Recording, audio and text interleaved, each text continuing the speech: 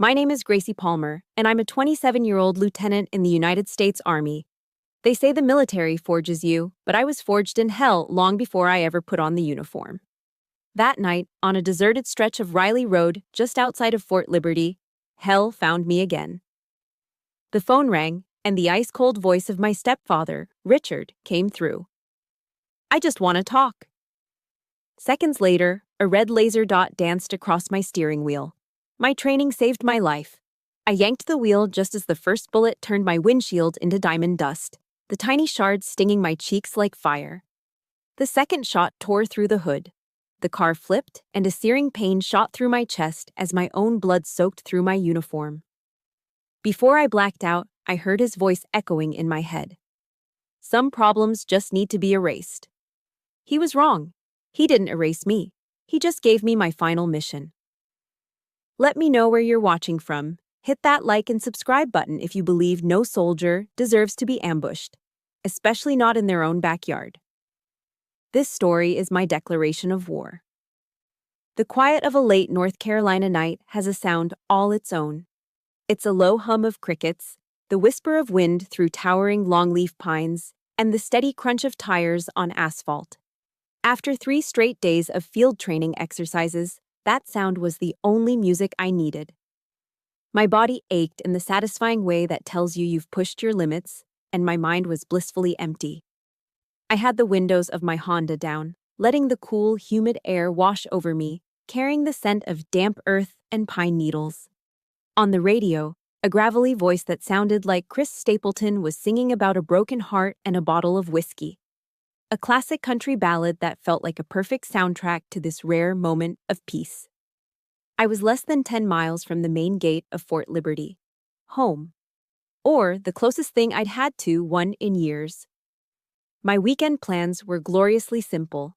Sleep for 12 hours straight. Meet Maggie for brunch at our favorite spot in Fayetteville, and maybe do absolutely nothing else. A normal weekend. That's all I wanted. A slice of the ordinary life I'd fought so hard to build for myself. A life dictated by my own terms, not by the suffocating, silent rules of the house I grew up in. My phone buzzed in the center console, its screen lighting up the dark cabin. The name displayed on the screen shattered the peace instantly. Richard. My stomach clenched. It was a conditioned reflex, a tightening in my gut I'd known since I was a child.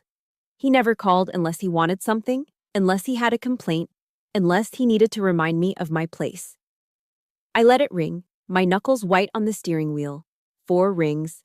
5, I should just ignore it. Nothing good could come from answering, but a deeper, older instinct, the instinct of a child trained to respond, took over. I pressed the button on my steering wheel. "What do you want, Richard?" My voice was flat, professional. The voice of Lieutenant Palmer, not the voice of a stepdaughter. His was the opposite. It was calm, almost syrupy, a terrifyingly placid tone he only used when he was about to strike. "Is that any way to greet your father?" "You're not my father." The words were automatic, a shield I'd polished for years.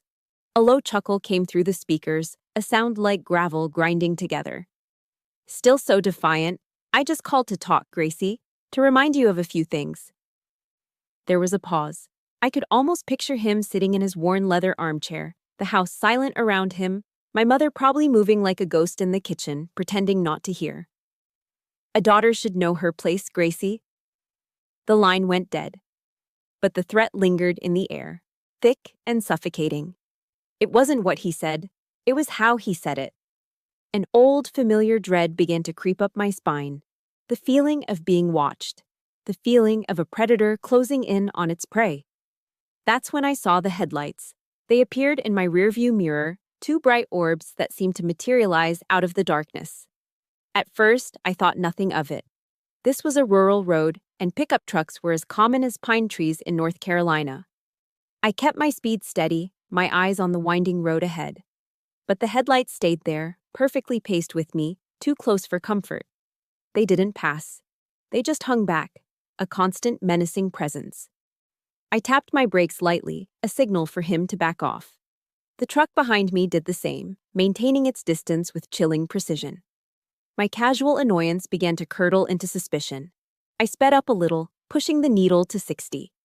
The truck's engine roared in response, effortlessly keeping pace. This wasn't a random driver. My training kicked into high gear, overriding any civilian fear with cold, tactical analysis. My heart wasn't pounding with panic. It was a steady, rhythmic drum of adrenaline. I was no longer a woman driving home. I was an officer in a potentially hostile situation. My eyes scanned everything: the dark tree line, the empty shoulders of the road, the single unblinking eye of the rearview mirror.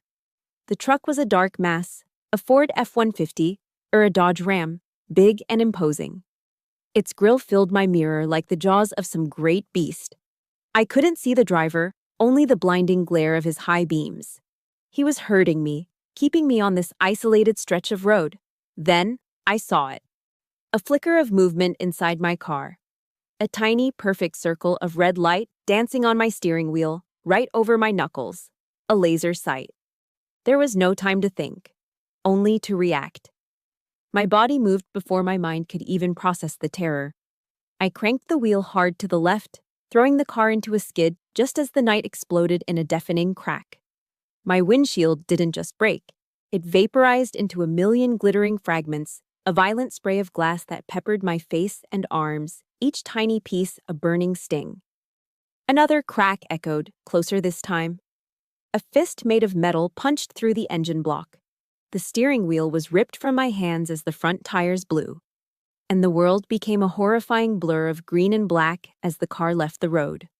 There was a moment of weightlessness, a silent, terrifying grace before the impact. The car hit the ditch, and the world became a symphony of destruction. The shriek of tortured metal, the explosive pop of airbags, the violent, bone-jarring tumble as the car rolled. Once, twice. My head slammed against the side window, and my universe dissolved into a shower of white-hot stars. The car came to rest upside down, the roof crushed against the damp North Carolina soil. Silence. The only sound was a faint hissing from the ruined engine and the slow, steady drip. Drip, drip of liquid. Gasoline. Or maybe blood. I couldn't tell. I was hanging upside down, held in place only by my seatbelt, which cut deep into my shoulder. The metallic taste of blood filled my mouth. A sharp, searing pain radiated from my chest, so intense it stole my breath. I looked down. My uniform, my crisp army greens, were stained a dark, wet crimson. Through the shattered remnants of my window, I heard the squeal of tires on asphalt as the truck sped away, its job presumably done. He hadn't even stopped to check. No hesitation. Just cold, brutal efficiency. My vision was tunneling, the edges turning gray and fuzzy. My hand, trembling and useless, tried to reach for the radio on my shoulder. I had to call it in. I had to. A voice crackled through the static of my own radio, distant and panicked. Palmer, do you copy? Lieutenant Palmer, what's your status? Over. It was Captain Foster. He must have been nearby. The wail of sirens began to grow in the distance, a lonely sound cutting through the night. I felt hands on me, pulling at the door, trying to get me out. Foster's face appeared in the broken window, a mask of grim determination. As they pulled me from the wreckage, my world began to fade to black. But just before the darkness took me, one final memory flashed through my mind with perfect, horrifying clarity. It was from a few months ago. I was standing in the hallway of my mother's house, and I could hear Richard in the kitchen, his back to me. He was speaking to my mother in that same, calm voice he'd used on the phone tonight. "It's just a business problem, Evelyn," he'd said. "And some business problems just need to be handled." I was the problem. Lying on the wet grass, with Foster leaning over me, I used the last ounce of air in my lungs. My voice was barely a whisper, a ragged breath escaping my lips. "It was Richard," I rasped, my eyes locking with his. "He did this." And then, nothing. The first thing you notice when you wake up in a hospital is the sound. It's a low-level symphony of beeps from distant machines, the soft squeak of rubber-soled shoes in the hallway, and the hushed whispers of nurses. Then comes the sterile, antiseptic smell. And finally, the pain itself hits you. For me, it was a dull, throbbing ache in my chest, a fire that flared with every breath. But that physical pain was just an echo of a deeper, older pain I had carried for years. As I lay there, staring at the ceiling tiles, the morphine drip doing its best to dull the edges, the pain in my ribs pulled me back. Not to the wreckage on Riley Road, but to another kind of wreckage. It pulled me back to a pristine, two-story house in Wilmington, North Carolina. It pulled me back to the house without laughter. My childhood home wasn't a home. It was a command post, and retired Sergeant Richard Hale was its commanding officer. He ran our family like a boot camp, governed by a rigid, unspoken code. Dinner was served at precisely 6 p.m. The table was always set with military precision, forks aligned, napkins folded into stiff triangles. The only sounds during our meals were the rhythmic clicks of silverware against porcelain plates. Laughter was a foreign language. Conversation was a breach of protocol. Order, Richard used to say, his voice a low rumble, is the foundation of honor.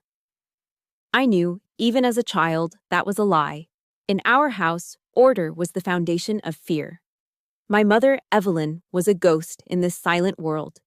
She drifted from room to room, her movements small and quiet, her eyes constantly darting towards Richard, anticipating his moods, extinguishing tiny fires of imperfection before he could even notice them.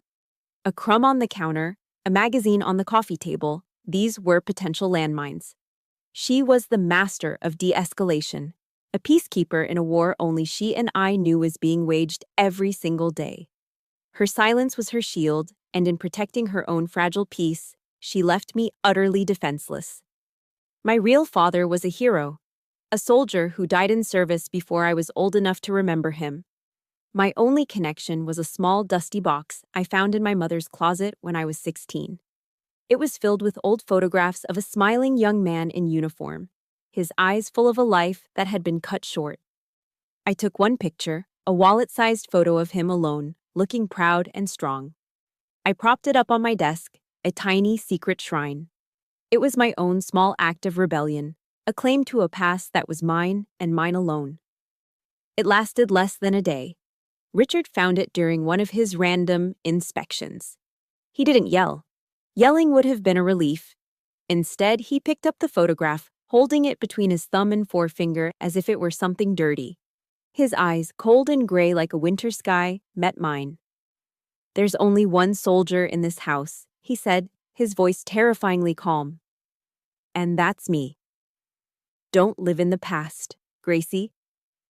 He walked down the stairs to the kitchen fireplace. I followed, my heart hammering against my ribs. Without breaking eye contact, he tossed the photograph into the flames. I watched as the edges curled, turned black, and the smiling face of my father dissolved into a wisp of gray smoke. It wasn't just cruel, it was an erasure. It was Richard's way of telling me I wasn't allowed to have an identity he did not control. The final wall of my prison was built the year I turned 17. I was a good student, my grades were my escape route. Then the letter came. A thick, creamy envelope with the crest of Duke University. They were inviting me for a final interview for a full academic scholarship. I remember holding it, my whole body trembling. This was it. A full ride to one of the best universities in the country. A future I could build for myself, 100 miles away from Wilmington. I hid the letter under my mattress, a secret treasure. A promise of a life that had color and sound and laughter. Richard, of course, found it. He had a sixth sense for hope. He could smell it and had to extinguish it. That evening, he called me into the living room. "At attention, Gracie," he commanded. My mother stood by the doorway, wringing her hands, her face pale. Richard held my letter and read it aloud, his voice dripping with sarcasm. He savored every word, twisting my greatest achievement into an act of betrayal. When he finished, he looked at me, a cruel smirk on his lips. "Duke University," he sneered. "You think you're smart enough to go there? You think you're better than this family?" Before I could answer, he tore the letter in half, then in half again. The sound of the ripping paper was the loudest thing I had ever heard in that house. He let the pieces of my future flutter to the floor. "Your place is here," he said, his voice a low growl. "Under my guidance. You are not leaving." I looked at my mother, pleading with my eyes for her to say something. To be a mother. She just stood there, silent tears tracking down her cheeks, a prisoner who had long ago surrendered. Her silence was his greatest weapon. If you've ever had a dream, big or small, that someone in your life tried to tear up right in front of you, hit that like button right now to show your support for this fight. And I want you to do one more thing for me. In the comments below, just write one word, the name of that dream. Whether it was college, music, business, love, whatever it was, let's create a long list of all the dreams they couldn't kill. That night, in my room, I didn't cry. There was only a vast, cold emptiness inside me. But as the hours passed, something else began to glow in that emptiness. A tiny, hot ember of resolve. He had won the battle, but I would not let him win the war. The next day at school, I went to the guidance counselor's office. With the steady hands of a soldier preparing her weapon, I stole a pamphlet for the Army ROTC scholarship program. The irony was bitter, but the path was clear. I would escape a tyrant in a uniform by putting on one of my own. I would take the very thing he used to control me, discipline, order, strength, and make it my own. That night, I opened my journal. On a clean page, I wrote the words that would become the compass for the rest of my life. "He can destroy a letter," I wrote, "but he can't destroy me. I will leave. I will be stronger than him." It was a silent vow, and it was a promise I intended to keep. The day I left for basic training was the first day of the rest of my life.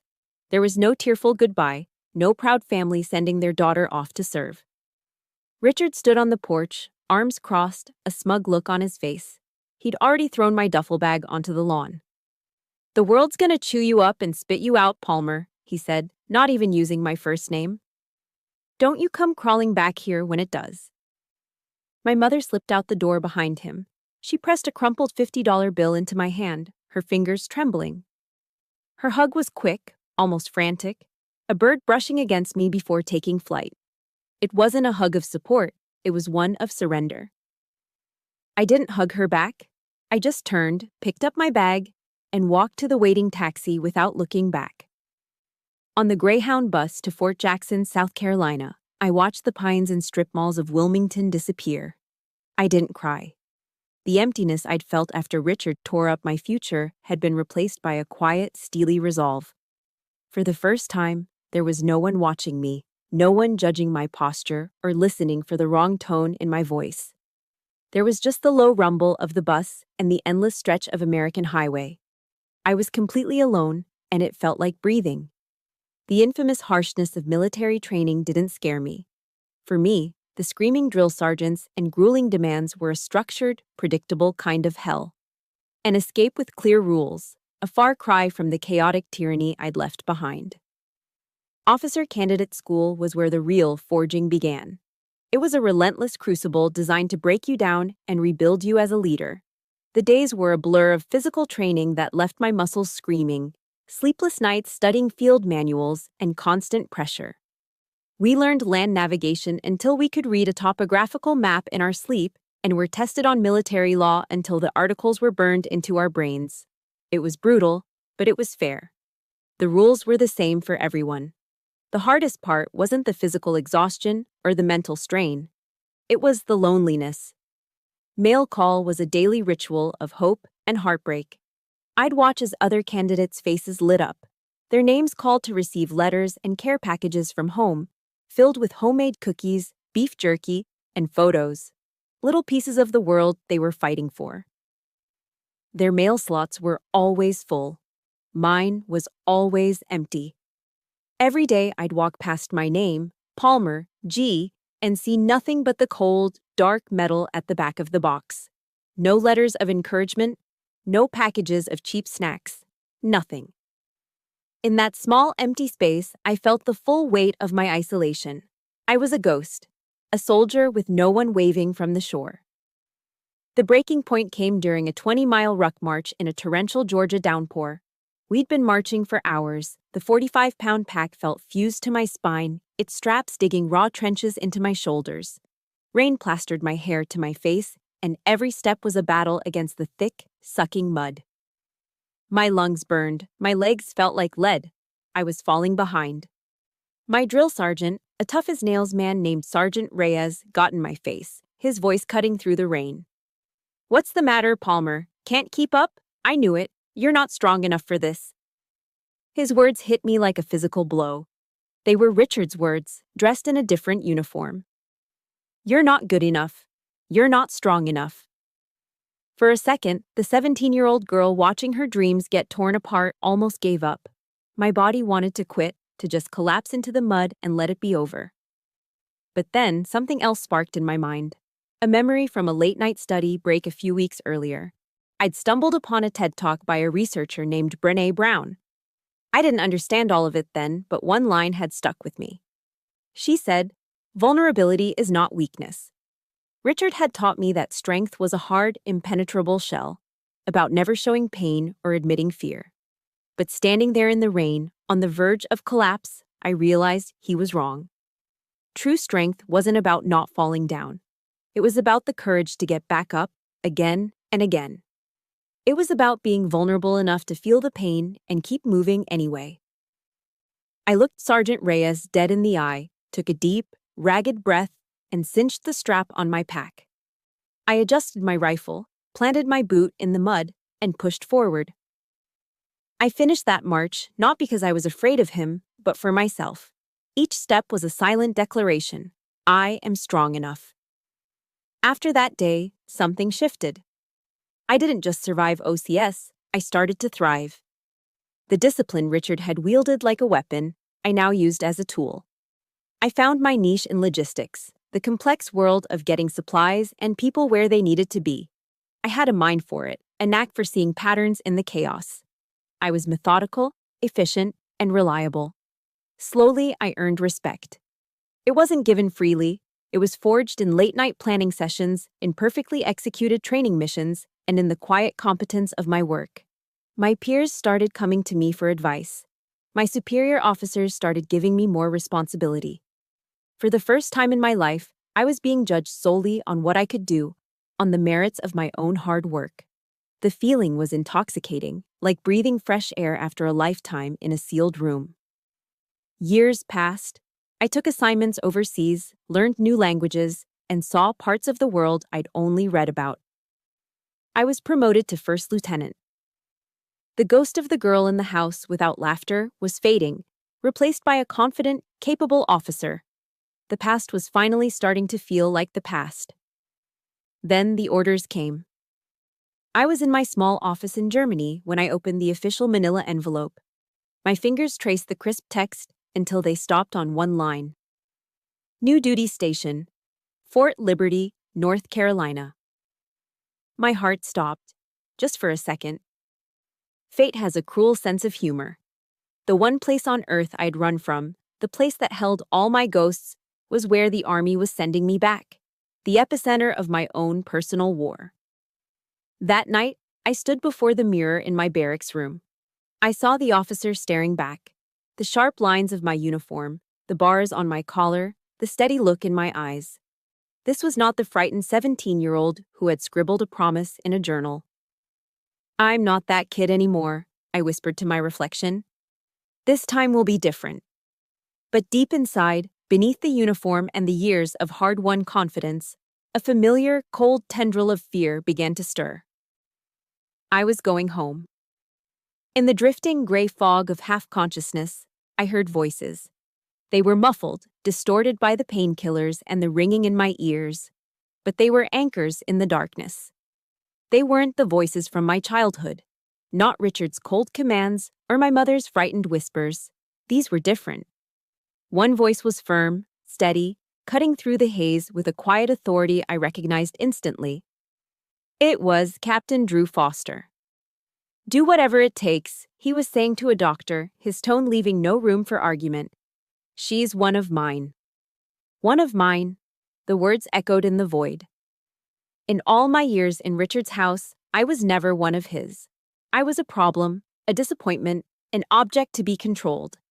But here, broken and bleeding in a hospital bed, I was one of his.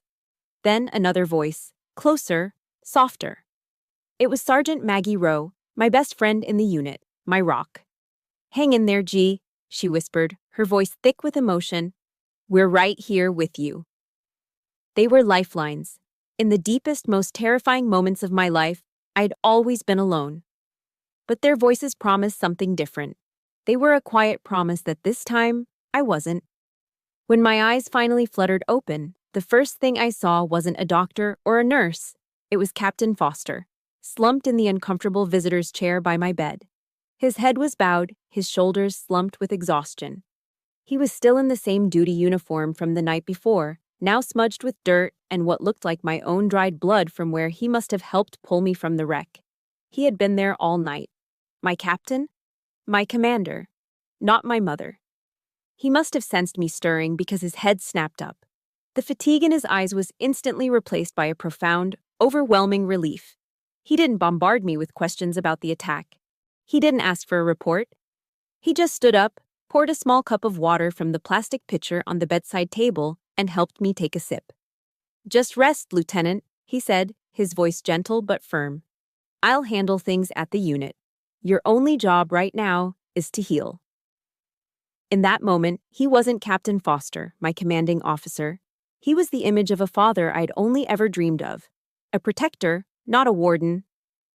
His steady presence was a silent, powerful affirmation that I was valued, that I was safe.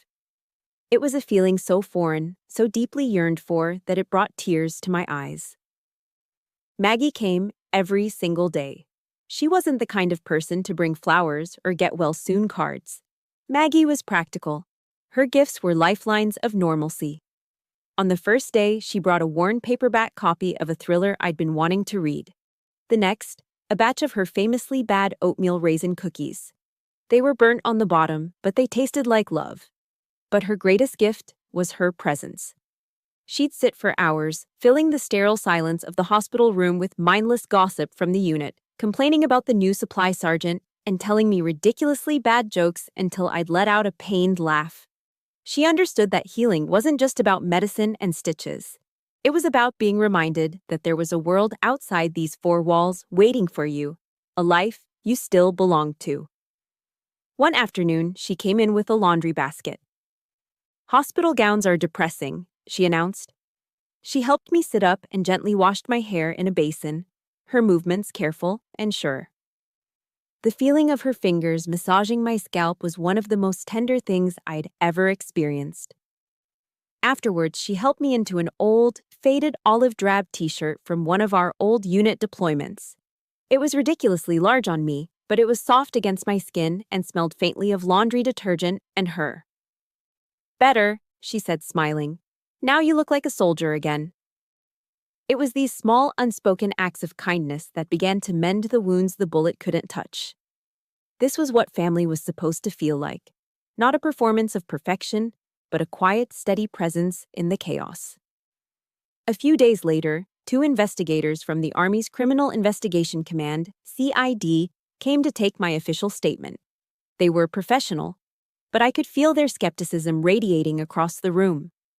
A decorated officer claiming her own stepfather, a respected retired NCO, tried to have her killed. It sounded like a movie plot. I told them everything, my voice low but steady, but their polite nods and noncommittal phrases told me they weren't convinced. Captain Foster had been standing quietly in the corner of the room the entire time. As they were packing up their notepads, preparing to leave with their thinly veiled doubts, he stepped forward.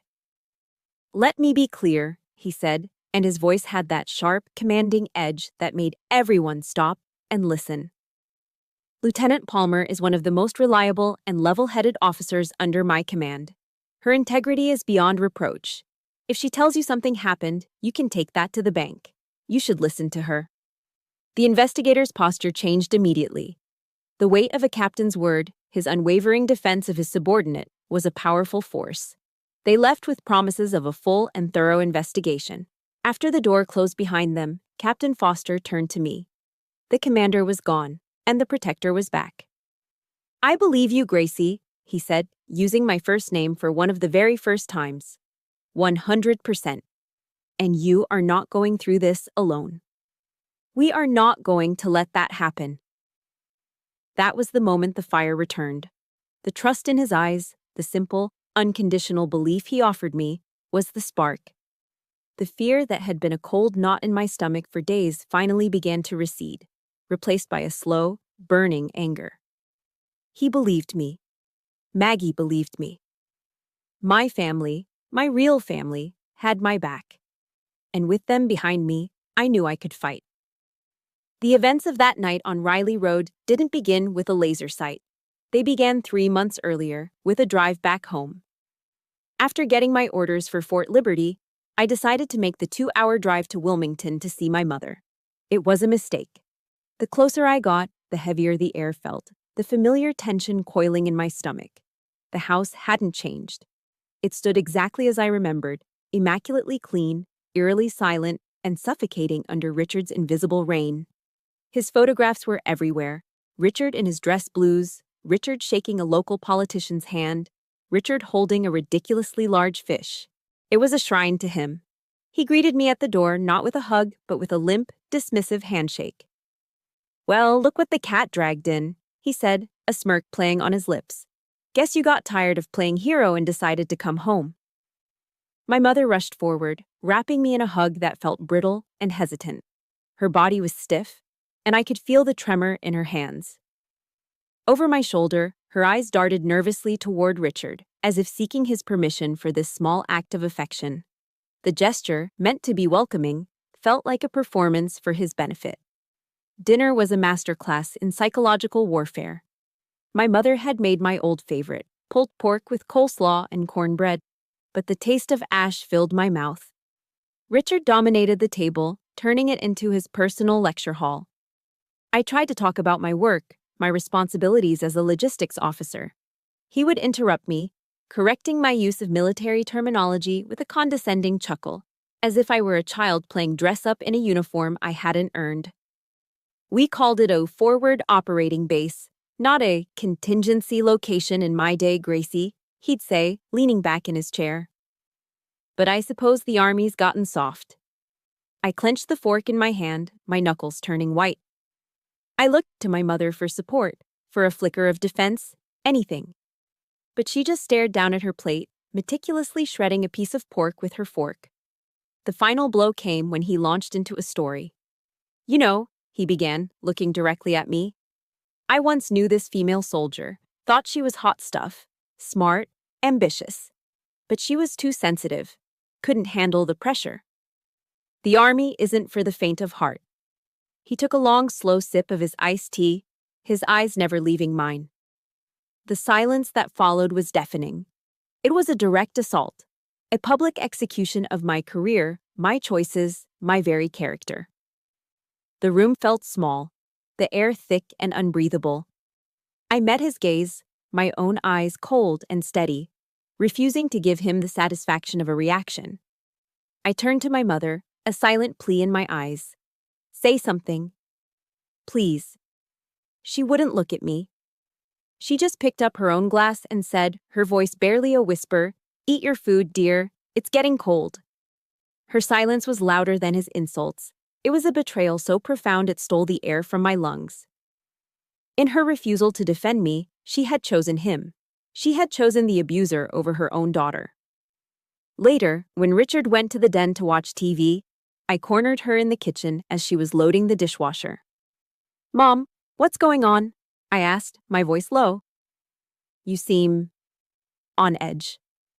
She avoided my eyes, her hands scrubbing furiously at a plate that was already clean. "Everything is fine, Gracie. Richard's just been under a lot of stress." "What kind of stress?" I pressed. "The finances? Are you guys okay?" That was the trigger. Her composure crumbled. The plate slipped from her grasp and clattered into the sink.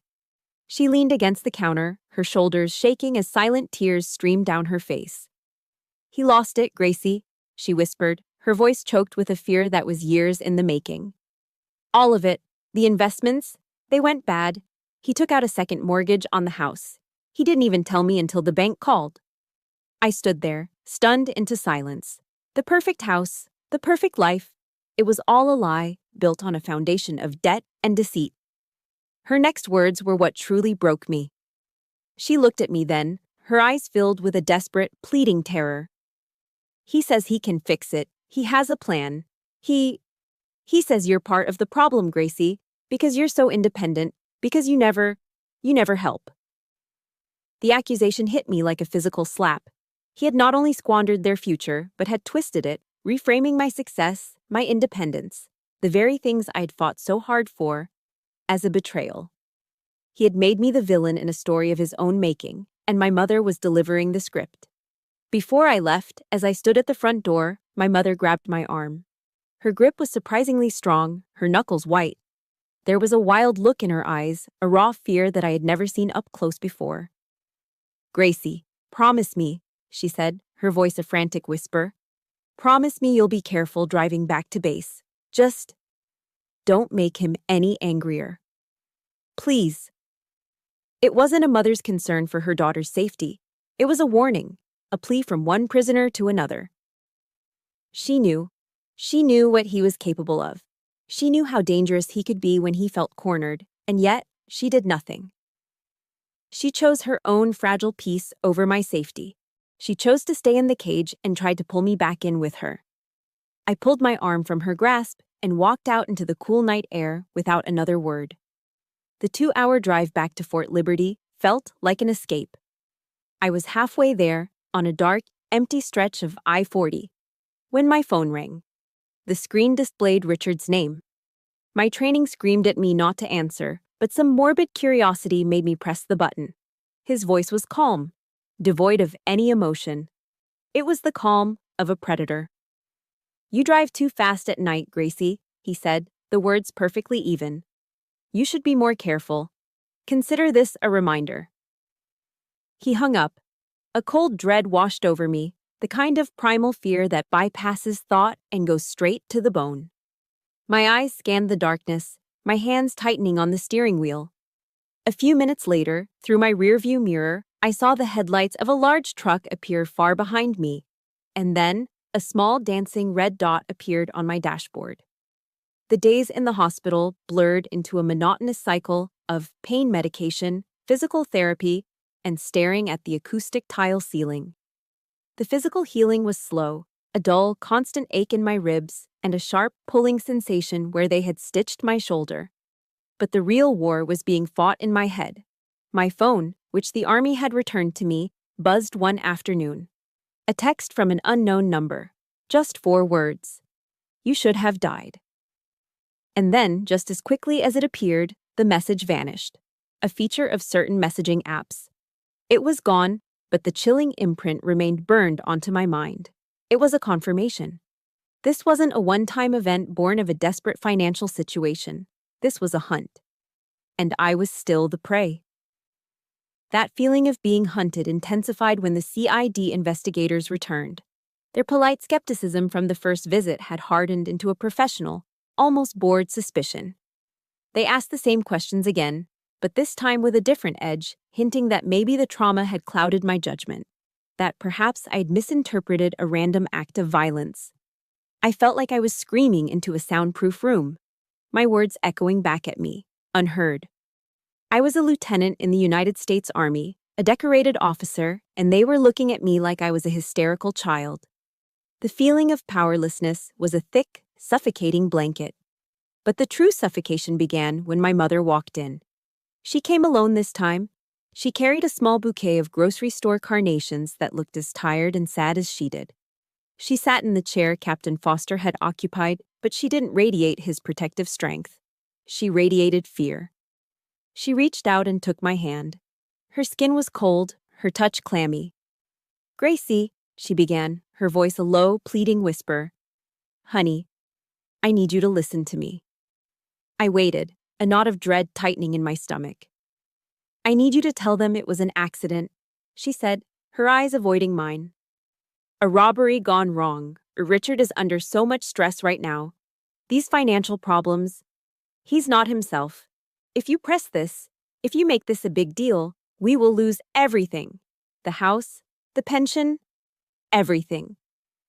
I pulled my hand back as if I'd been touched by a snake. The air left my lungs in a sharp, painful gasp. Lose everything? I repeated, my voice shaking with a fury I didn't know I possessed. Mother, I almost lost my life. He tried to kill me. Her face crumpled, and the tears came, the same manipulative tears I had seen 100 times before. He wasn't trying to kill you. He was just trying to scare you. By shooting at my car on a dark road? I shot back, my voice rising. Then, she did it. She deployed the weapon she had always kept in reserve, the one she knew I was defenseless against. She leaned forward, her voice dropping, thick with false piety. Your father, your real father. He wouldn't want this, she whispered, her words twisting like a knife in my oldest wound. He was a man of honor. He would want you to protect the family, not tear it apart. And just like that, something inside me shattered. The fear. The years of ingrained obedience. The desperate, childish hope that one day she might choose me. It all dissolved, burned away by a white-hot, pristine rage. It was a fury so clean and so cold it felt like peace. The shaking stopped. The pain in my shoulder faded to a dull throb. I looked at her, really looked at her, for the first time not as my mother, but as the woman who stood by and watched a monster try to erase me. I saw her for what she was, a coward, clinging to the wreckage of a life she was too afraid to leave. My voice, when it came out, was not my own. It was calm, steady, and utterly devoid of emotion. Don't you ever, I said, each word a perfectly formed shard of ice, speak his name again. My father was a hero. He died for this country. The man you are protecting is a coward who tried to shoot his daughter in the back. You made your choice a long time ago, Evelyn. I let her name hang in the air between us, a final severing. Now, get out. She stared at me, her mouth opening and closing like a fish, the tears frozen on her cheeks. She had never heard this voice from me before. She finally stood, her movements jerky and uncertain, and stumbled out of the room, leaving the sad carnations on the table. When the door clicked shut, a wave of the most painful liberation I have ever known washed over me. The final thread was cut. I was completely, utterly, and finally alone. And in that moment, I had never felt stronger. I was no longer a victim being hunted. I was a soldier with a mission. And if you're on my team for what comes next, hit that like button and comment, "Game on," down below. Because the game was just beginning. A few hours later, Maggie came for her daily visit, her arms full of contraband snacks. She must have seen the change in my eyes immediately because her cheerful smile faltered. Gee, you okay? I looked at her, my best friend, my real family. A fierce, protective love for her and for Captain Foster filled my chest. They were my line in the sand. I'm better than okay, I said, and the voice was still there, the new one. The one that didn't break. Maggie, I need you to do something for me. I need you to go to the PX and get me a notebook and a pen. One of those green, hardcover, write in the rain ones, the kind they issue to us in the field. She looked at me, a slow smile spreading across her face. She understood. This wasn't a request for a diary, this was a request for ammunition. They want proof, don't they? I said, looking out the hospital window toward the distant tree line. They think I'm just some confused, emotional woman. I turned back to Maggie, a cold smile of my own touching my lips. Fine. Let's start a logbook. Game on. The words game on weren't just a declaration. They were a shift in the tectonic plates of my existence. The moment Maggie left my hospital room, the fog of victimhood burned away, replaced by the cold, clear focus of a mission briefing. The pain was still there, a constant grinding reminder in my shoulder and ribs, but it was no longer the center of my universe. It was just data, a parameter to be managed. After I was discharged, my first official act was a meeting with Captain Foster. I formally requested a temporary transfer to a desk assignment, citing my physical limitations during recovery. On paper, it was a logical step for an officer on medical leave. I was assigned to a quiet corner in the intelligence liaison office, a place where paperwork went to die. It was perfect. They saw a wounded soldier taking it easy. I saw a forward operating base. My new weapon wasn't a rifle.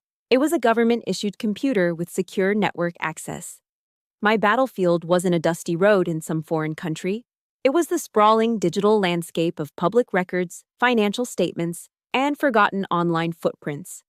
And every night, after the last officer initialed their last report and the fluorescent lights hummed over empty desks, my office became the command center for what I had officially logged in my green notebook as Operation Palmer. The fear I'd felt on Riley Road had been transmuted into pure, unadulterated focus. The grief from my mother's betrayal was channeled into a methodical, relentless energy. I started with the thread she had given me, Richard's financial troubles. My training as a logistics officer was surprisingly applicable. I was trained to see patterns, to track supply lines, to understand how assets moved from one point to another. I applied that same thinking to Richard's life. Using open-source intelligence techniques, OSINT as we called it, I began to map his financial network. I spent hours sifting through property records from the New Hanover County Clerk's office, cross-referencing LLCs he'd set up years ago, and tracing the digital breadcrumbs of his failed business ventures. It was like planning a convoy through hostile territory. Each piece of data was a checkpoint, each connection a potential ambush. I discovered a web of debt, bad investments in a local marina, and a second mortgage on the Wilmington house that my mother clearly knew nothing about. He hadn't just been losing money. He was drowning in a sea of his own arrogance and bad decisions. The respected retired master sergeant was a fraud, and his carefully constructed image was about to crumble. One night, while running a deep scan on my personal laptop from home, a flicker of suspicion made me pause. A process was running in the background, something I didn't recognize, cleverly disguised as a system utility. It was spyware. My blood ran cold. He was watching me. He had been watching me all along. The casual check-in calls, the questions about my work. It was all surveillance.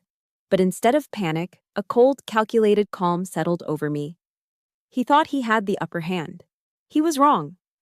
From that moment on, my personal laptop became a tool of deception.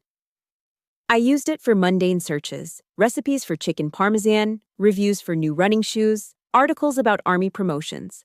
I let it paint a picture of a soldier focused on her recovery and career. Meanwhile, the real investigation continued on the secure, shielded government computer in my deserted office.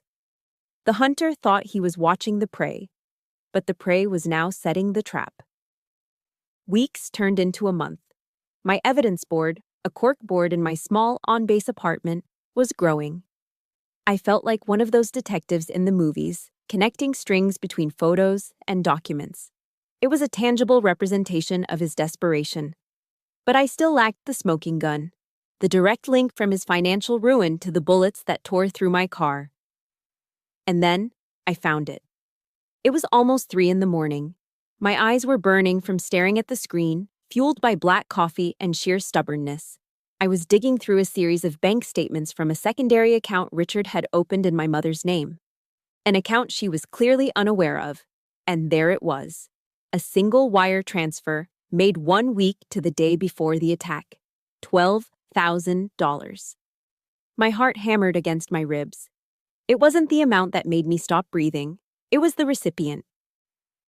The transfer was made to a registered business in Tennessee, Mercer Security Services. My fingers flew across the keyboard, my tactical training kicking in. A quick search of Tennessee business registries gave me the owner's name, Clint Mercer.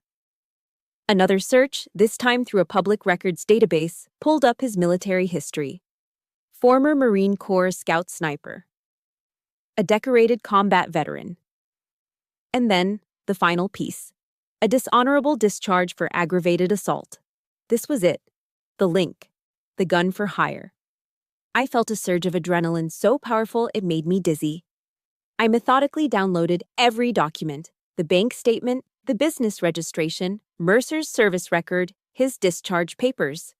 I saved everything to an encrypted external hard drive, then scrubbed my computer's access logs, leaving no trace. Back in my apartment, the first hints of dawn were painting the North Carolina sky. I stood before my evidence board, I printed a grainy photo of Clint Mercer and pinned it next to Richard's smug, smiling face. I connected them with a thick, red piece of yarn. The picture was complete. The prey had the hunter in her sights. I was no longer the girl who flinched at his voice. I was no longer the victim bleeding on the side of the road. I was First Lieutenant Gracie Palmer, and I was running an intelligence operation. I looked at the photo of the man who had tormented my entire life, the man who thought he could simply erase me. And I whispered to the empty room, "You should have finished the job, Richard, because now I'm coming for you." The name Clint Mercer was a compass point. It gave my mission a true north. The days following its discovery were a blur of controlled, deliberate planning. I put in for a 4-day leave, telling Captain Foster and Maggie I was visiting a cousin in Nashville. It was a plausible lie, close enough to the truth to be believable. The truth was my destination was a small, unincorporated town just outside Clarksville, Tennessee, a stone's throw from the gates of Fort Campbell. The 8-hour drive from North Carolina was a straight shot west on I-40.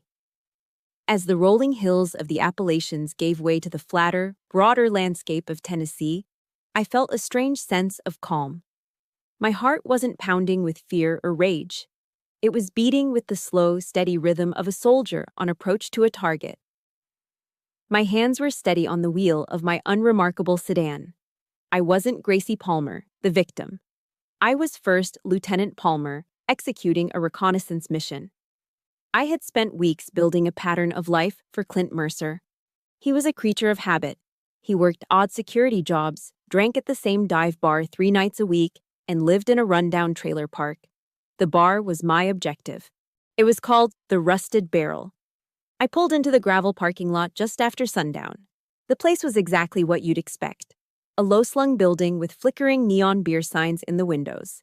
The air inside was thick with the smell of stale beer, old cigarette smoke, and a hint of desperation. Country music played from a jukebox in the corner, the sound tinny and sad. I scanned the room, and there he was, sitting alone in a booth in the back, nursing a glass of amber liquid. He looked older than his file photo, his face etched with the kind of weariness that doesn't come from a lack of sleep. My training kicked in. I ordered a club soda from the bartender, my movements measured and calm. I walked over to his booth, my footsteps silent on the sticky floor. I slid into the seat opposite him. For a long moment, I said nothing. I just reached into my jacket pocket and pulled out a folded piece of paper. It was a copy of my own military service record. My photo, my rank, my name. I placed it on the table between us. He stared at the paper, his eyes tracing the official Army letterhead. Then he slowly lifted his gaze to meet mine. There was no shock in his eyes, no fear, just a profound, soul-deep exhaustion. A flicker of recognition dawned, followed by a slow, resigned nod. "First Lieutenant Palmer," he said, his voice a gravelly rasp. "I was wondering when you'd find me." My heart was a drum against my ribs, but my voice was steady. I had rehearsed this moment 1,000 times, but only one word came out. "Why?" He took a slow sip of his whiskey, his eyes never leaving mine. "Richard Hale," he started, the name sounding like an obscenity in the dim light. "He said you were a problem, said you were getting too big for your britches, threatening to expose some of his business dealings. He hired me to teach you a lesson, make it look like a carjacking gone wrong, scare you bad enough that you'd stay in your lane." I listened, my expression unreadable. This was the narrative I expected, the cold transactional motive of a hired thug. "So I tailed you for a couple of days," he continued, swirling the whiskey in his glass. "Watched your routine, waited for the right time, the right place. That night on Riley Road, it was perfect. Dark, deserted." He paused, looking down into his glass as if the answers were floating in the ice. "But as I was watching you, I saw something. The way you carried yourself. The sticker on your car for the 82nd Airborne. I ran your plates. Found out you were an officer stationed at Liberty." He looked up at me again, and for the first time, I saw something other than weariness in his eyes. It was a flicker of a long-forgotten code. "There are rules," he said, his voice low and firm. "Even for guys like me. I did a lot of things in the Corps I'm not proud of. But we have a code. We don't do that to our own. The air in my lungs froze. I stared at him, trying to process his words. He let out a short, bitter laugh. He wanted you gone. Made that very clear. But I couldn't do it. The moment I saw the laser on your car, saw you react like a soldier, not a civilian, I couldn't pull that trigger. Not for real. He took a final swallow of his whiskey and set the glass down with a decisive click. So I aimed an inch high. The first shot was for the windshield, to scare you. The second was for the engine block, to disable the vehicle. I'm a Marine Scout sniper, Lieutenant. If I had wanted to kill you, you'd be dead. He leaned forward, his eyes boring into me. I might be a piece of shit, but I'm not the kind of piece of shit that puts a bullet in an active-duty soldier on American soil. Richard Hale is. I was stunned into silence. My survival hadn't been luck. It had been a choice. His choice. The entire foundation of my mission, built on the idea of a random, brutal killer, had just crumbled. This man wasn't a monster. He was just a broken soldier with one last line he wouldn't cross. My mind raced, recalibrating. The mission parameters had changed, but the objective remained the same. My hand went into my pocket and came out with a small digital voice recorder. I placed it on the table, its small red light blinking in the gloom. It felt heavier than a grenade. "Say it again," I said, my voice a quiet command. "Say it all again. Say that Richard Hale hired you to shoot me." A long silence stretched between us, thick with the weight of his decision. He looked at me, a woman he was paid to kill. He looked at the recorder, a device that could send him to prison for years. And then he did something I never expected. He gave a slight, almost imperceptible nod. He was done running. He reached out, picked up the recorder, and held it close to his mouth. His voice was clear, steady, and stripped of all emotion, a formal confession. "My name is Clint Mercer, retired gunnery sergeant, United States Marine Corps.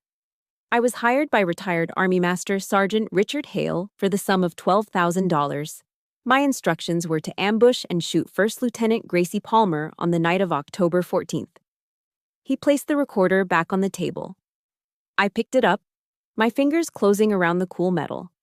I stood, my chair scraping softly against the floor. I didn't say thank you. I didn't say anything at all. The transaction was complete. I turned and walked out of the rusted barrel, leaving Clint Mercer alone with his ghosts and his empty glass. As the cool Tennessee night air hit my face, I clutched the recorder in my hand. The drive back from Tennessee was the opposite of the drive there. I wasn't a soldier on a mission anymore. I was a courier, transporting the most volatile ordnance of my life. The small digital recorder sat on the passenger seat, a cold, heavy weight of consequence. Every mile that passed, every set of headlights in my rearview mirror made the muscles in my neck tighten. I didn't relax until I was back within the secure perimeter of Fort Liberty. I didn't waste a second. The next morning, I walked into the CID office, the recorder in hand, and requested a meeting with Captain Foster and the lead investigators. The shift in the room was palpable. When I had left, I was a person of interest, a potential loose cannon. When I returned with a full confession from a hired gunman, I became their star witness. I sat in the same sterile interrogation room, but this time, I was the one in control. I placed the recorder on the metal table and pressed play. The room was silent as Clint Mercer's gravelly voice filled the space, confessing every detail with cold, clear precision. The investigators who had looked at me with suspicion now looked at each other with wide eyes. Captain Foster, standing against the wall, gave me a single, slow nod. He'd believed me from the start. The recording was authenticated within hours. Because Mercer was in Tennessee and Richard was in North Carolina, the case crossed state lines, automatically triggering FBI involvement. The plan that formed over the next few days was not just about an arrest, it was about dismantling a myth. We weren't just going to put Richard Hale in jail. We were going to do it on the grandest stage he had ever built for himself. We were going to execute a public demolition of his honor. A cold, surgical calm settled over me. This was no longer about personal revenge. The rage had cooled, forged into something harder, sharper. This was about justice. The kind of clear, unambiguous justice Richard had always preached, but never practiced. The annual Wilmington Veterans Memorial Gala was the biggest event on the town's social calendar, held in the historic ballroom of the town hall. It was a sea of dress uniforms, elegant gowns, and local politicians. American flags flanked a grand stage where a series of speakers would pay tribute to the nation's heroes. And tonight, the guest of honor, the recipient of the annual Patriot Service Award, was Master Sergeant Richard Hale. I stood at the back of the crowded room, flanked by Captain Foster and two stone-faced FBI agents in dark suits. I watched him take the stage to a standing ovation. He was in his element, dressed in an expensive navy blue suit, his silver hair perfectly coiffed, a confident, humble smile plastered on his face. He looked every bit the pillar of the community he pretended to be. My eyes scanned the front row, and I saw her. My mother, Evelyn, beaming with a pride that was almost blinding. She was looking at him the way she had never looked at me, with pure, unadulterated adoration. The sight of it sent a wave of nausea through me, so profound I had to steady myself against the wall. But it didn't weaken me. It was like a final injection of resolve. This was for the girl whose father's picture he burned, for the student whose dreams he shredded, for the soldier he left for dead. Richard stepped up to the podium, tapping the microphone. "Thank you," he began, his voice resonating with false sincerity. "I am truly humbled, but the honor does not belong to me. It belongs to every man and woman who has ever worn the uniform. It belongs to the ideals we fight for: honor, discipline, sacrifice." He spoke for 10 minutes, weaving a tapestry of lies about his service, about his commitment to the community, about the sacred trust that binds soldiers together. With every word, my resolve hardened. Because in the end, he said, building to his grand finale, his voice rising with theatrical emotion, that is what defines us. Not our words, but our actions. It is the courage to do what is right, no matter the cost. And at that precise moment, the house lights dimmed to a soft glow. A confused murmur rippled through the audience. Richard paused, blinking in the sudden twilight of the stage lights. A single, sharp crackle came from the PA system. The room fell into a sudden, expectant hush. And then, a new voice filled the hall. A voice that was not Richard's. It was cold, clear, and amplified, the voice of a ghost. "My name is Clint Mercer, retired gunnery sergeant, United States Marine Corps." A collective gasp went through the room. People looked around confused. On stage, Richard's confident smile froze. The voice continued, each word a hammer blow. "I was hired by retired Army Master Sergeant Richard Hale for the sum of $12,000. My instructions were to ambush and shoot First Lieutenant Gracie Palmer on the night of October 14th. The silence was shattered. A wave of shocked shouts and horrified whispers erupted. I saw my mother's face, her proud smile collapsing into a mask of pure, uncomprehending horror. On stage, the mask of Richard Hale was gone. His face, caught in the harsh glare of the spotlight, was a contortion of disbelief, then panic, then pure, snarling rage. He looked wildly into the wings, searching for someone to blame, someone to control. But no one was looking at him anymore. They were looking at the truth. The house light snapped back on, flooding the room with brutal, unforgiving light. Captain Foster and the two FBI agents began moving, walking calmly but purposefully down the center aisle. The crowd parted for them like the Red Sea. They walked up the stage steps. "Richard Hale," Captain Foster said, his voice booming through the ballroom without a microphone, a voice of command that cut through the chaos. "You are under arrest for conspiracy to commit murder." "This is insane! A lie!" Richard screamed, his voice a pathetic, high-pitched shriek. He lunged for the podium microphone, but one of the agents caught his arm, twisting it behind his back with practiced efficiency. The click of the handcuffs was loud in the sudden silence. He continued to rave, to deny everything, a cornered animal spitting venom. But his words were meaningless. His power had been vaporized. No one was listening. And then, I began to walk. The crowd, which had been a wall of bodies, now moved aside, creating a path for me. I walked down the aisle, my boots clicking softly on the polished floor. I walked to the foot of the stage and stopped. He saw me. As they were pulling him away, his frantic eyes locked onto mine. The raging stopped. All the bluster, all the lies, all the power he had wielded over me for 2 decades died in that single moment. I didn't have to say a word.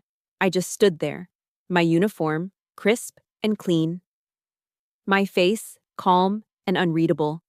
The faint, silvery line of the scar on my cheek, a permanent testament to his failure. The trial, when it came, was an anticlimax. With Clint Mercer's recorded confession, the mountain of financial evidence from Operation Palmer, and Mercer himself testifying for a reduced sentence, Richard didn't stand a chance. The legal process was swift, efficient, and impersonal. He was convicted and handed a sentence that would ensure he'd spend the rest of his life behind bars. I was only called to the stand once. I walked into the new Hanover County Courthouse, not in my dress uniform, but in a simple civilian blouse and slacks. I saw him sitting at the defendant's table, looking smaller and older in his ill-fitting suit. The monster from my memories had been replaced by a pathetic, desperate old man. I answered the prosecutor's questions calmly and clearly. I recounted the events of that night on Riley Road with the detached precision of an after-action report.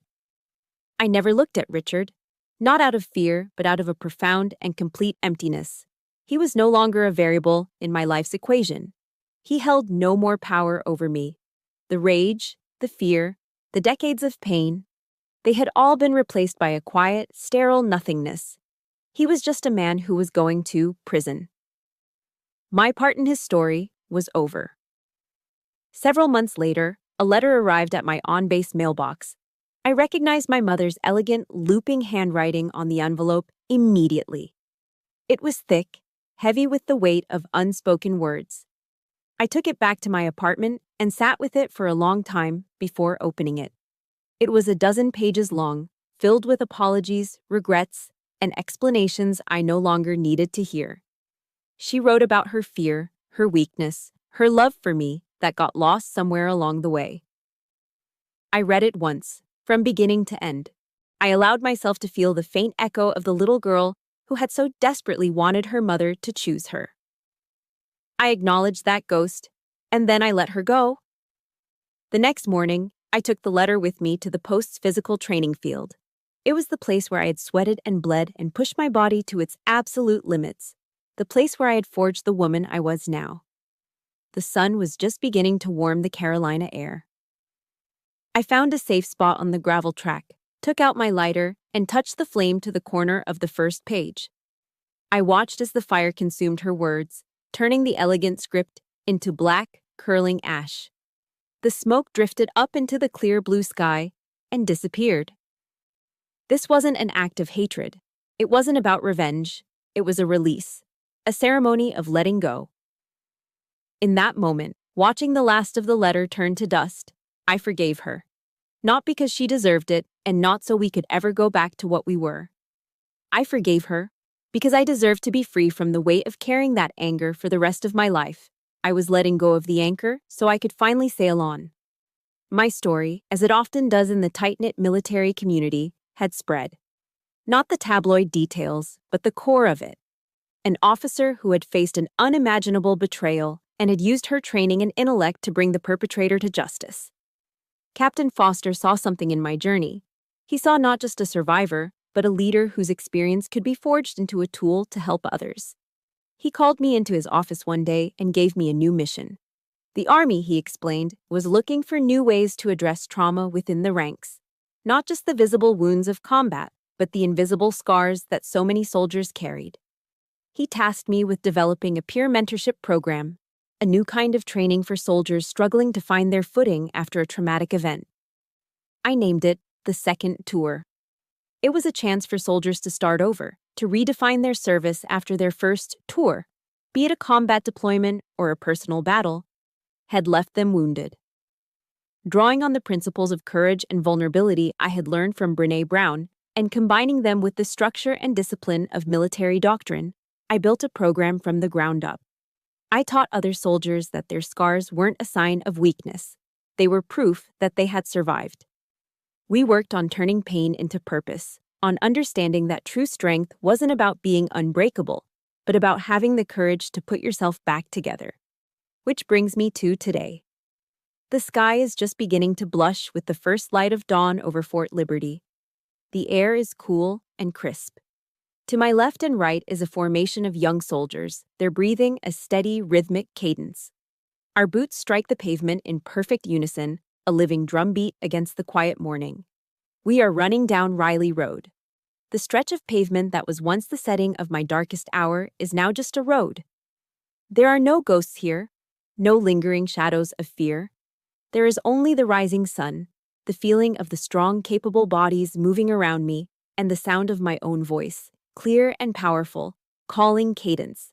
Left, left, left, right, left. They echo my call, their voices strong and unified. I am not the victim being hunted anymore. I am not the survivor running from her past. I am a leader, a healer, and a soldier who has finally found her true mission. It wasn't to escape the darkness. It was to learn how to walk through it and then turn around and lead others toward the light. My story started on a dark road, but it ends here, in the light, with a mission I never knew I needed. That road taught me that survival isn't just about living through the battle. It's about what you do with the scars afterwards. Each of us has our own Riley Road, a moment that tests our limits. My second tour is just beginning, and I want this channel to be a place for all of us survivors. If this story resonated with you, please hit the like button and subscribe. And in the comments, share one word that describes your own strength. Your story matters.